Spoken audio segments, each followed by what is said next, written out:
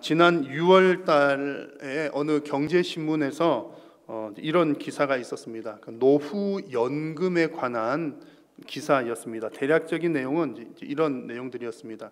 정부와 또 그리고 개인이 노후 연금을 잘 준비한 나라에서는 평화로운 노후를 보내더라, 그런 얘기입니다. 연금에 관한 얘기하면서 잘 준비를 한 나라에서는 노후가 편안했더라, 그런 얘기를 합니다. 연금을 준비했다는 말은 이제 일찍부터 이렇게 준비를 했다는 거죠. 그래서 그 예로 나온 나라들을 보니까 어떤 나라는 한 20대 때부터 준비를 일찍 해가지고 뭐 60대, 70대 됐을 때는 뭐 안정적으로 살았더라, 그런 얘기가 이게 좀 나왔습니다. 아울러서 이제 우리나라 얘기도 좀 기록이 되어 있었는데, 안타깝게도 우리나라는 연금 준비하는 것이 좀 시작이 늦었다, 뭐 그런 얘기가 나왔고요. 호주에서 어느 기관에서 조사한 걸 보니까 대상되는 나라들이 39개 나라가 있었는데 39개 나라 중에 연금 지수로 등수를 매겨 보니까 우리나라는 31위였더라, 뭐 그런 내용도 좀 있었습니다.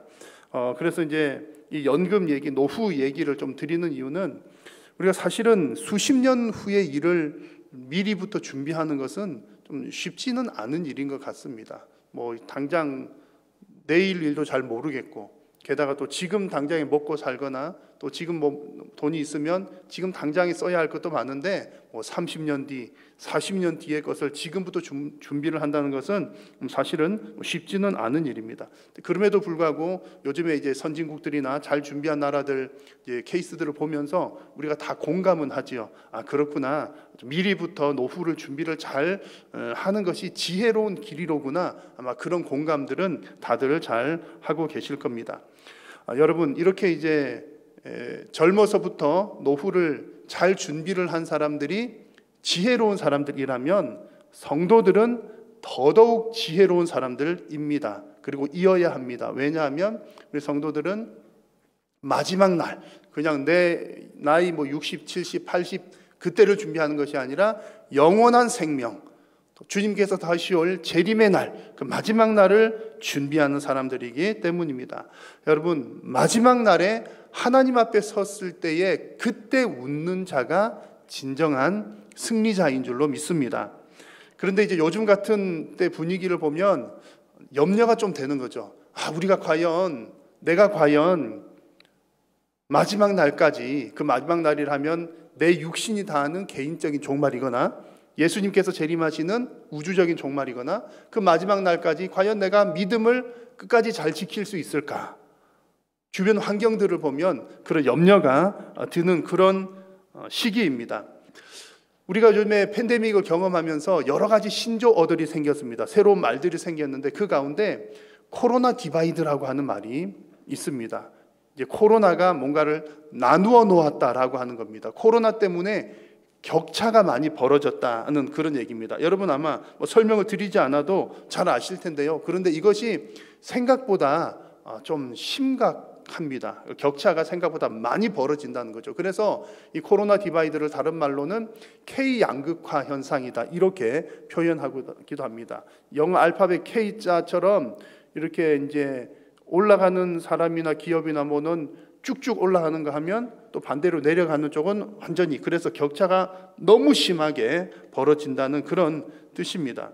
그래서 실제로 우리가 이렇게 팬데믹을 겪으면서 주변의 모습들을 보면 이런 K양극화 현상을 쉽게 접할 수가 있습니다. 뭐 일용직으로 일을 하시거나 뭐 짧게 그렇게 일하시는 분들은 일자리 구하기도 힘들고, 이제 가진 것이 별로 없어서 또 그렇게 일을 하루하루 하는데 하루하루 일할 자리가 없는 거예요.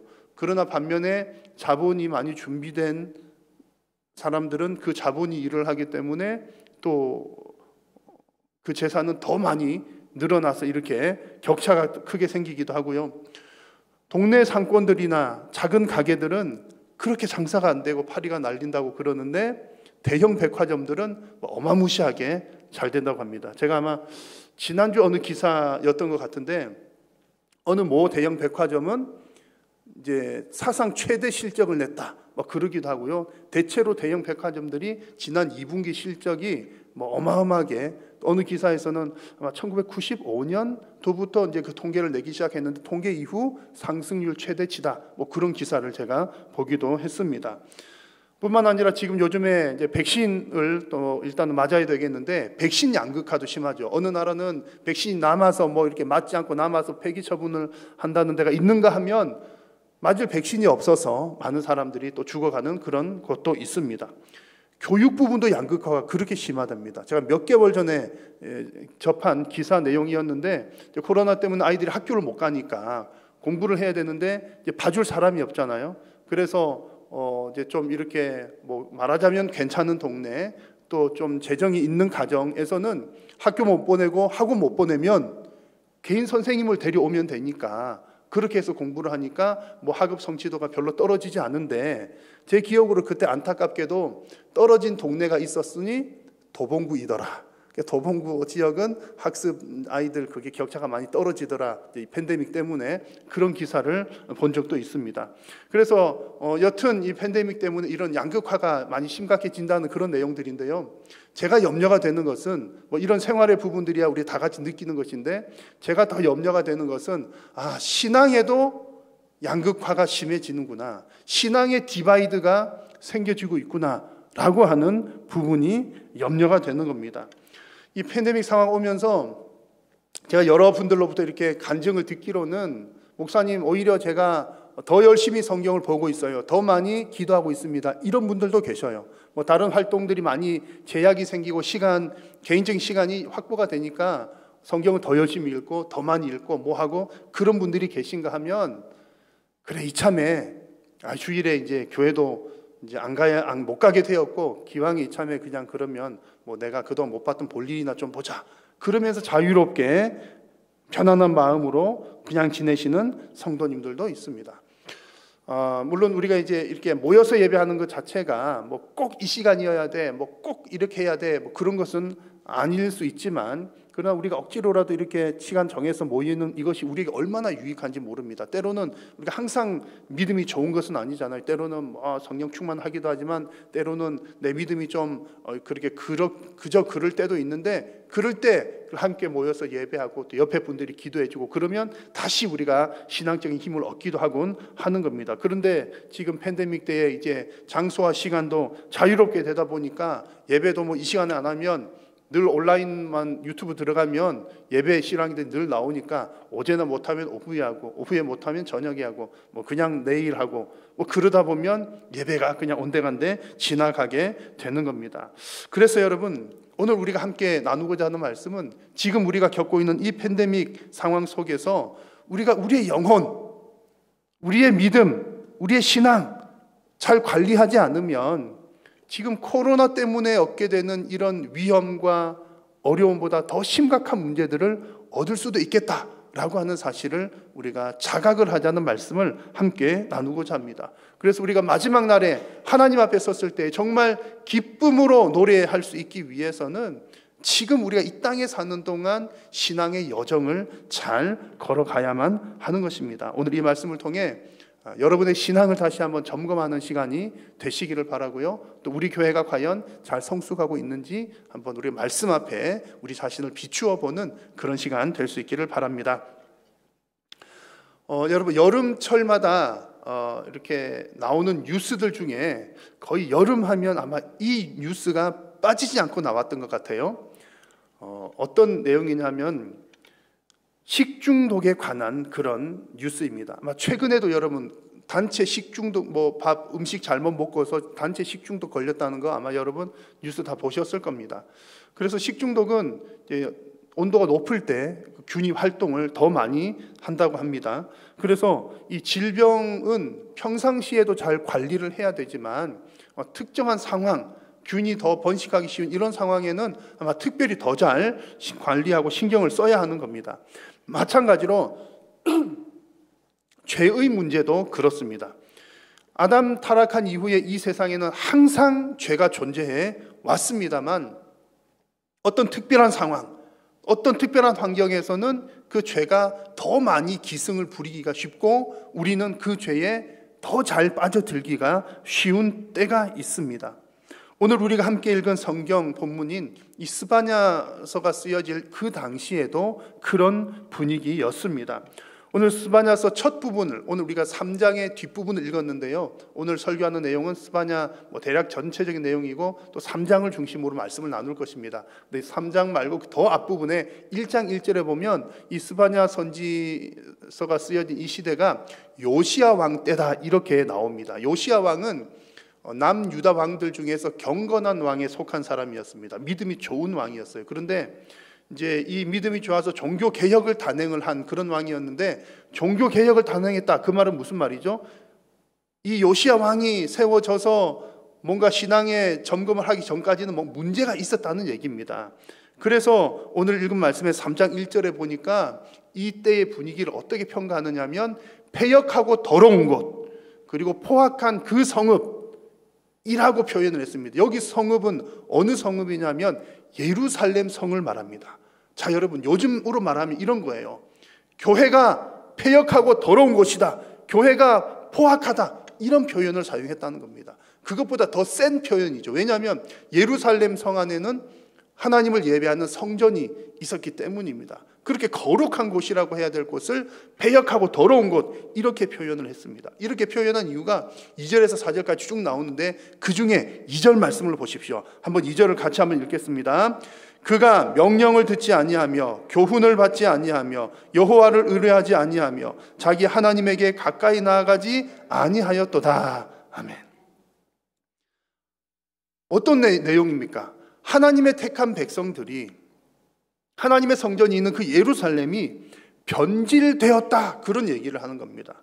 하나님의 백성임에도 불구하고, 당연히 하나님의 백성이면 하나님의 명령을 들어야 되는데 하나님의 명령도 듣지 아니하고, 하나님 말씀 들어야 되는데 말씀도 듣지 않고, 여호와를 의뢰해야 하는데 여호와를 의뢰하지도 않습니다. 하나님께 가까이 나아가지도 않습니다. 심지어 지도자들이나 선지자들도 변질되었습니다. 지금 예루살렘의 분위기가 이렇다는 말씀을 하는 겁니다. 어떻게 하다가 이렇게 변질이 되었을까? 그 변질된 이유를 보면은 지금 요시야 왕 시대라고 했잖아요. 이 요시야 왕 시대에 그 앞에 왕, 그 더 앞에 왕이 누구였냐면 므낫세라고 하는 왕이었습니다. 므낫세 왕. 이 므낫세 왕은 그 당시가 이스라엘이 남쪽 유다, 북쪽 이스라엘 이렇게 나뉘어져 있었는데, 남쪽 유다 중에서 가장 악한 왕 그러면 므낫세 왕이었고요. 그 좀 시기적으로 한참 앞부분에 북이스라엘에 아합이라고 하는 왕이 있었는데 제일 나쁜 우상 숭배 많이 하고 그랬던 악한 왕이었습니다. 그 악한 왕 아합이 하는 행위를 보고 따라한 남유다 왕이 므낫세 왕이었던 거죠. 그래서 이 므낫세 이후에 지금 유다 지역에 우상이 엄청나게 많이 퍼진 그런 상황이었던 겁니다. 그러니까 온 백성들이 죄짓고 예루살렘 성마저도 그런 분위기였던 겁니다. 므낫세가 어느 정도로 악한 일을 했느냐면 이런 일들을 했습니다. 므낫세가 여호와의 성전 안에다가 제단을 세우게 되는데, 하나님께 제사하는 제단이 아니라 1월 성신을 숭배하는 제단을 세웁니다. 어디다가요? 하나님 예배하는 성전 안에다가 달신, 해신 섬기는 제단을 세웠다는 거죠. 그뿐만 아니라 또 여호와의 성전 안에다가 아세라 목상을 세웁니다. 당시의 대표적인 우상들, 바알과 아세라 할 때 그 아세라 목상을 어디에다가요? 예루살렘 성전 안에다가 목상을 세웁니다.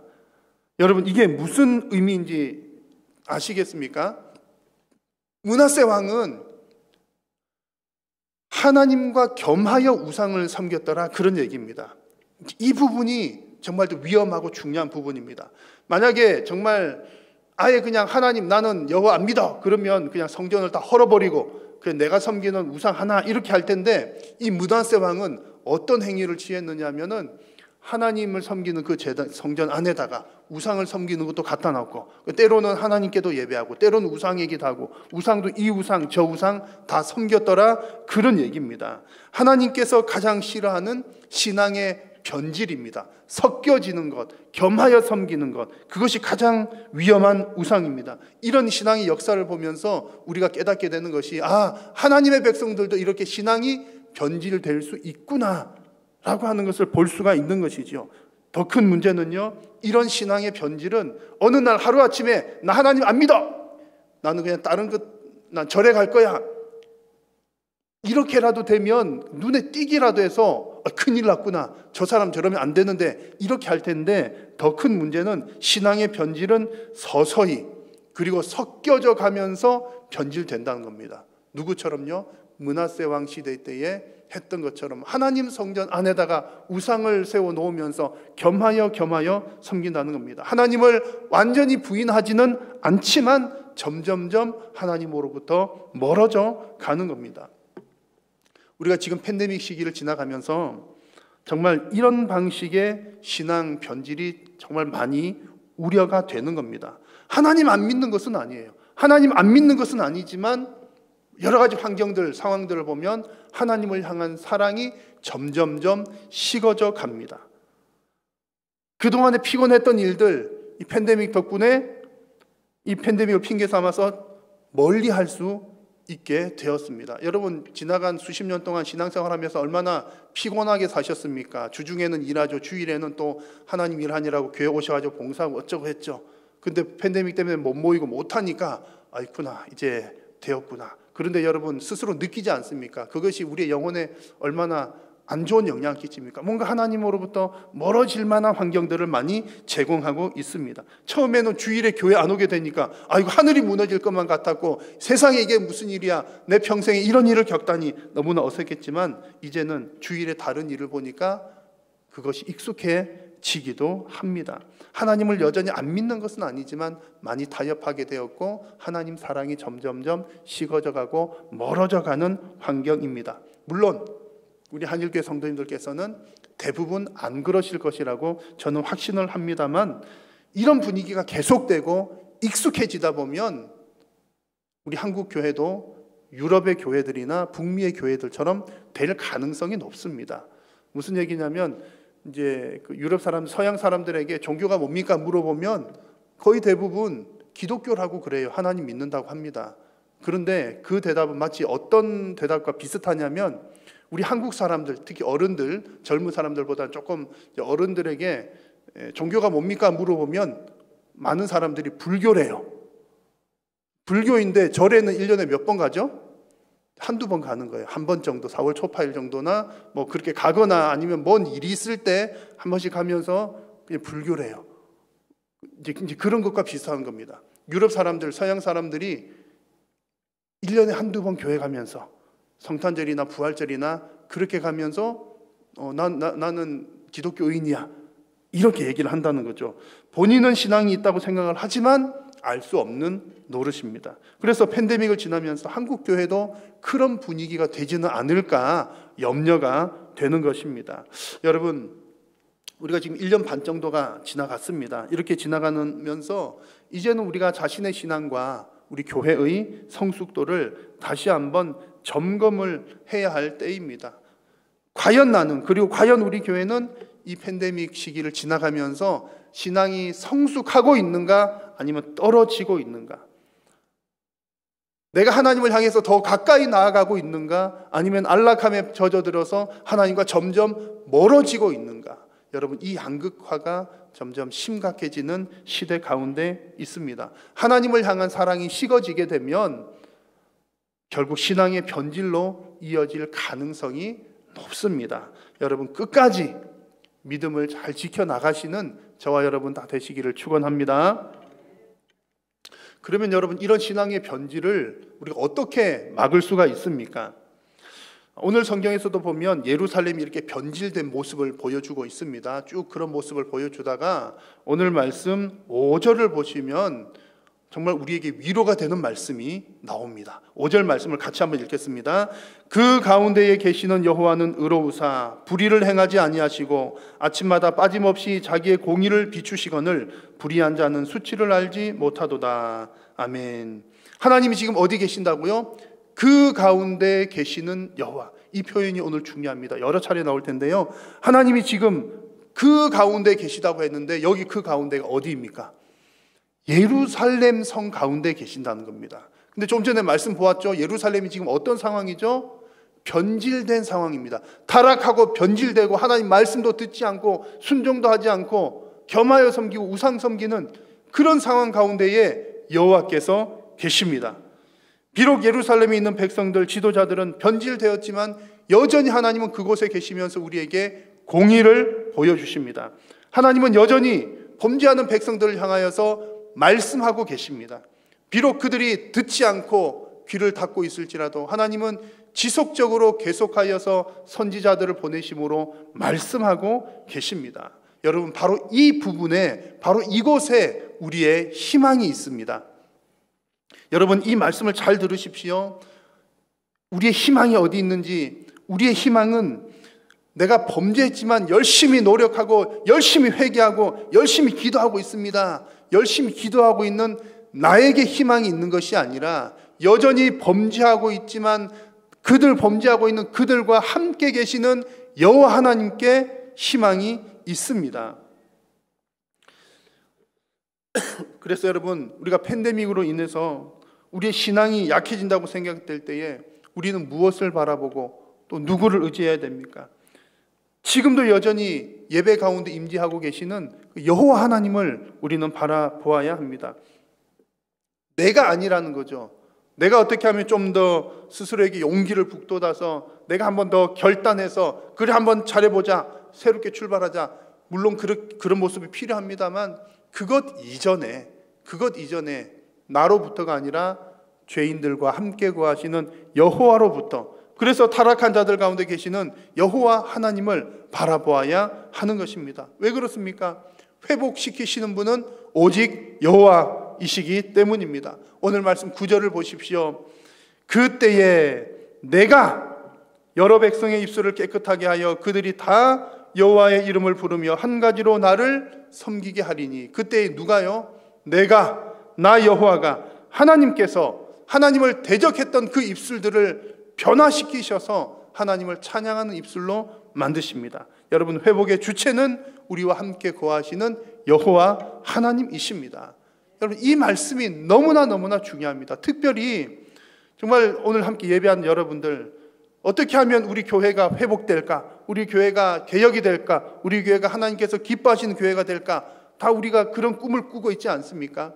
교회가 회복되고 개혁된다는 게 무엇입니까? 세상 속에서 소금과 빛으로 살아가고 하나님의 영광을 드러내고 또 천국 백성으로 사는 모습을 살아가는 것이 우리 교회 성도가 개혁되고 변화가 되는 겁니다. 우리가 다 그것을 기대하고 있죠.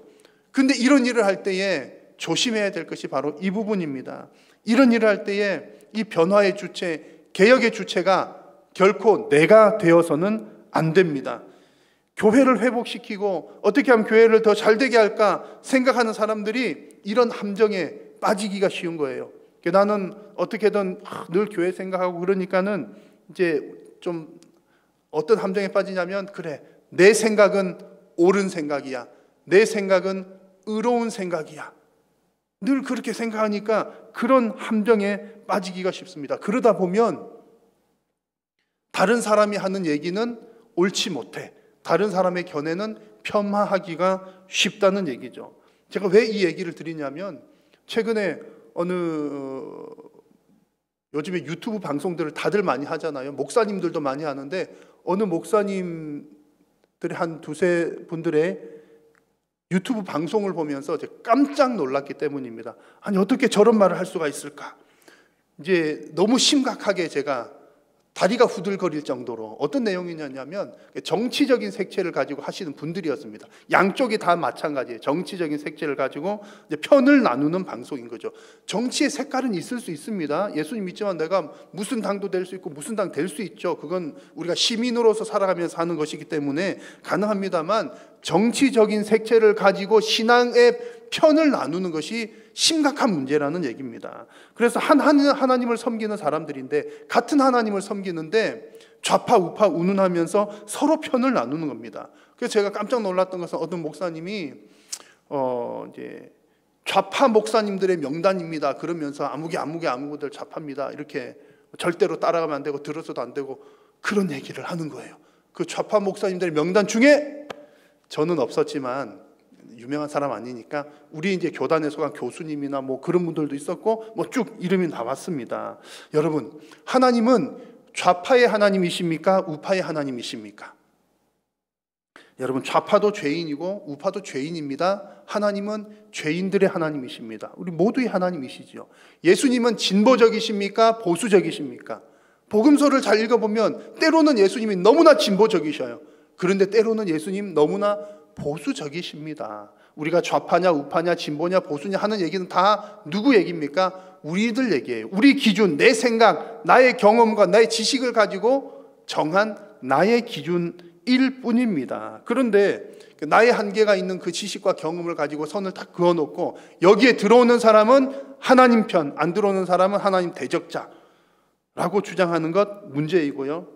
더 큰 문제는 다른 사람이 하는 그런 일들을 평가하는 것인 더 큰 문제입니다. 여러분, 평가, 심판, 판단은 오직 하나님만이 하실 일입니다. 물론 잘하려고 열정이 넘쳐서 이렇게 해야 됩니다 주장하는 것은 이해는 됩니다만, 이제 제 영상을 보면서 우리끼리 싸우고 있구나, 심각하다. 우리 누구랑 싸워야 됩니까? 사탄 마귀랑 싸워야죠. 우리의 싸움의 대상은 공중 권세 잡은 자입니다. 악한 마귀인데, 아니 한 하나님을 믿는 우리끼리, 그래서는 참 안 되겠다는 얘기입니다. 여러분, 무엇이 신앙의 변질입니까? 우파에 있던 사람이 좌파가 됐다고 신앙이 변질된 건가요? 왼쪽에 있던 사람이 오른쪽 갔다고 신앙이 변질된 건가요? 그런 건 아닙니다. 신앙의 변질은 하나님으로부터 멀어지는 것이 신앙의 변질입니다. 그래서 우리 신앙인들로서 우리가 해야 될 일은 하나님만 바라보는 것, 우리 가운데 거하시는 여호와 하나님을 바라보는 것입니다. 오늘 오전 말씀을 다시 한번 보십시오. 하나님께서 어디 계신다고 했습니까? 그 가운데는 어디라고요? 죄인들이 있는 예루살렘 성. 그런데 그 가운데 계시는 여호와는 뭐 하시다? 의로우사. 죄인들과 함께 계시는 여호와 하나님만이 의로우십니다. 좌파가 의로운 것도 아니고 우파가 의로운 것도 아닙니다. 진보적인 사람이 의로운 것도 아니요, 보수적인 사람이 의로운 것도 아닙니다. 우리는 모두가 다 똑같은 죄인입니다. 의로우신 분은 오직 그 죄인들과 함께 하시는 여호와 하나님 한 분뿐입니다. 근데 우리는 내 열정이 막 지나치다 보면 종종 착각을 하는 거죠. 내가 옳아, 내가 의로워.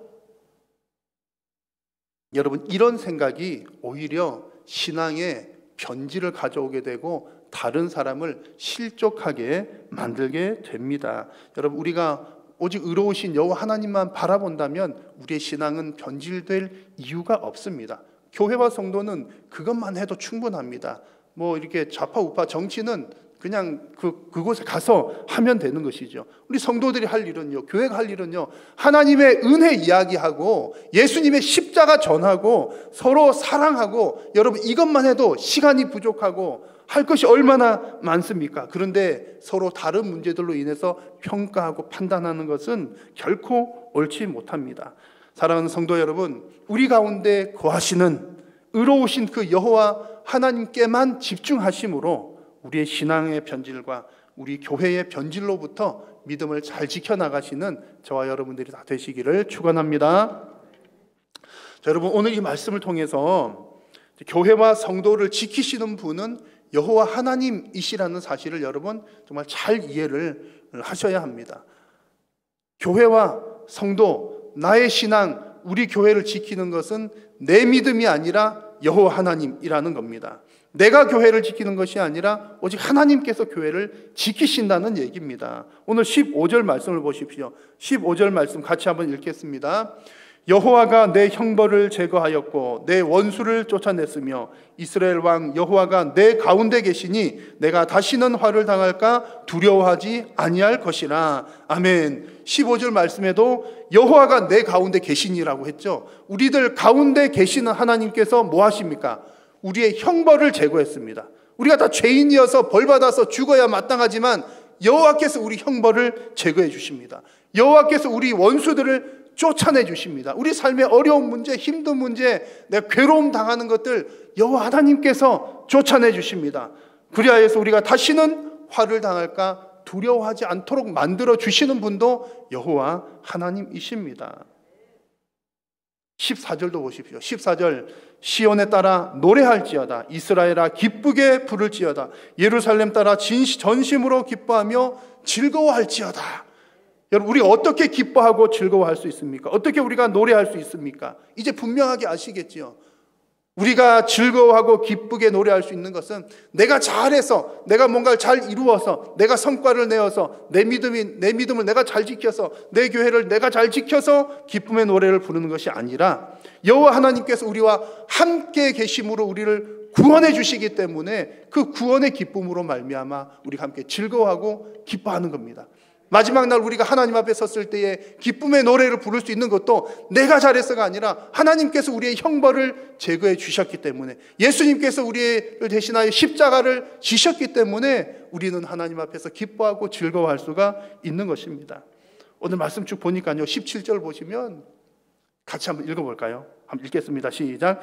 너의 하나님 여호와가 너의 가운데에 계시니 그는 구원을 베푸실 전능자이시라. 그가 너로 말미암아 기쁨을 이기지 못하시며 너를 잠잠히 사랑하시며 너로 말미암아 즐거이 부르며 기뻐하리라 하리라. 아멘. 또 나오죠. 여호와가 너의 가운데 계시니. 여호와가 우리 가운데 계시면서 우리만 즐거워하는 것이 아니라 하나님께서도 우리를 보고 기뻐하시고 즐거워하시고, 너무 기뻐가지고 내가 기뻐서 어쩔 줄 모르겠어 라고 하면서 하나님께서 기뻐하십니다. 뿐만 아니라 오늘 읽은 마지막 20절을 보니까 성도가 회복될 때에 천하 만민 가운데서 명성과 칭찬을 얻게 하실 분도 여호와 하나님이십니다. 여러분, 누가 이렇게 만드신다고요? 우리 가운데 계시는 여호와 하나님이십니다. 사랑하는 여러분, 우리가 종말을 준비하면서 믿음을 잘 지킨다는 것이 이런 의미입니다. 우리가 마지막 날에 끝까지 믿음을 잘 지킬 수 있는 것, 열심히 노력해야지, 하루에 10시간 기도해야지, 100시간 성경 읽어야지, 물론 여러분 그거 다 중요하고 좋고 너무나 훌륭한 귀한 일입니다만, 근본적으로 우리가 종말을 준비하고 믿음을 지킨다는 것은 우리 가운데 거하시는 여호와 하나님을 바라보는 것입니다. 그 하나님께 우리의 온갖 관심을 두고 그 하나님에게 우리가 집중하고 하나님의 말씀을 듣고 순종하는 것입니다. 여러분, 그렇게 우리가 하나님을 바라보게 되면 예배를 더 사모할 수밖에 없습니다. 그래서 지금 참 어렵고 힘들지만 세게 기도하는 거죠. 하나님, 제가 예배당 가서 예배하고 싶습니다. 막 끌어오르는 거죠. 하나님 바라보니까 우리가 예배는 원래 공동체적인 것이거든요. 함께 예배하는 건 내가 너무나 사모하는 마음이 막 솟아오르는 겁니다. 그리고 어쩔 수 없이 우리가 이제 어떤 사회를 위해, 이웃들을 위해서 우리가 이렇게 힘들지만 참는다고 하더라도 조그만하게 이렇게 여러분 가정에서 가능하면 큰 화면으로 예배하면 더 실감이 나겠지만, 또 어쩔 수 없이 이렇게 스마트폰으로 예배 참여하는 분들도 계시잖아요. 그렇게 하더라도 여호와를 바라보는 마음이 있으면 여러분 조그마한 거 보면 얼마나 깝깝합니까? 그러나 여호와를 바라보는 사모하는 마음이 있으면 그 작은 화면으로 참여하는 예배에도 은혜가 넘치는 줄로 믿습니다. 하나님께서 능력을 주시는 줄로 믿습니다. 여러분과 함께 하시는 여호와 하나님께서 여러분을 기뻐하시고 또 여러분들에게 기쁨의 노래를 주시며 마지막 날에 여러분들에게 명성과 칭찬이 넘치게 하시기를 우리 주님의 이름으로 축원합니다. 기도하겠습니다. 살아계신 하나님, 은혜를 감사합니다. 우리가 참으로 부족하고 연약하지만 여호와께서 우리와 함께 하심으로 우리가 기뻐하고 즐거워하며 주님 앞에 노래할 수 있는 줄로 믿습니다. 사랑하는 우리 모든 성도님들이 우리와 함께 거하시는 여호와 하나님에게 관심을 두고 여호와 하나님만 의뢰하며 신뢰하며 끝까지 믿음을 잘 지켜 나아가게 하여 주옵소서. 팬데믹으로 인하여 우리 신앙이 떨어지지 아니하도록 하나님 은혜 위에 은혜를 더하여 주시옵소서. 예수님의 이름으로 기도드립니다. 아멘.